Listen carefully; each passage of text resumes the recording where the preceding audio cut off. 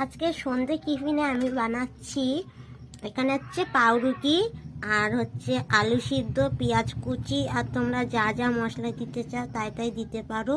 এখানে বিস্কুটের গুঁড়ো নিয়ে নিয়েছি, একটু ডিম ফাটিয়ে নিয়েছি।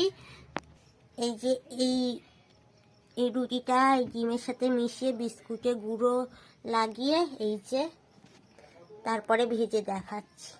আর এখানে সব কমপ্লিট হয়ে গেছে, দেখতে পাচ্ছ বিস্কুটের গুঁড়ো দিয়ে ভালো করে লাগিয়ে নিয়েছি। আর এই যে সব কমপ্লিট করলাম।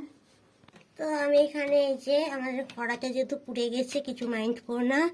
আর এই যে কড়াইতে আমি সাদা তেল দিয়ে দিলাম। তেলটা গরম হলে এতে এক একটা করে ছাড়তে হবে। এই যে আমি এখানে 4টে ছেড়ে দিয়েছি, তোমাদের যে কয়টা ইচ্ছা দিও। আর এখানে আমি অল্প তেল দিয়েছি, আরও এইটা ছাকা তেল হলে বেশি ভালো হতো। এই যে হচ্ছে দেখতেই পাচ্ছ, এটা মিডিয়াম আছে রাখবে, এরকম হালকা কালার। দেখছো কত সুন্দর কালার হচ্ছে, যেহেতু ডিম দিয়েছে তাই গেজে গেজে হয়ে যাচ্ছে। আর আমি পুরো ভিডিওটা মানে এটা করে পুরো কমপ্লিট করে তোমাদেরকে দেখাচ্ছি। চলো এখন রাখ। তো দেখছো এখানে আমার এটা কমপ্লিট হয়ে গেছে।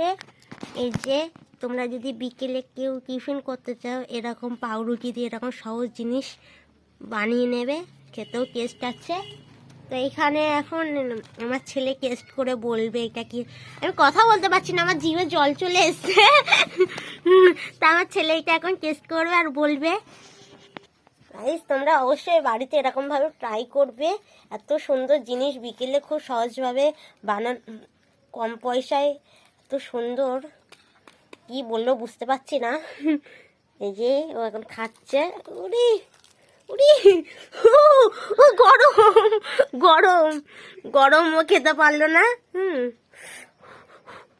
এই যে এবার খাচ্ছে, গরম আছে। আস্তে আস্তে, কেমন হয়েছে বলো? মুখে বলো।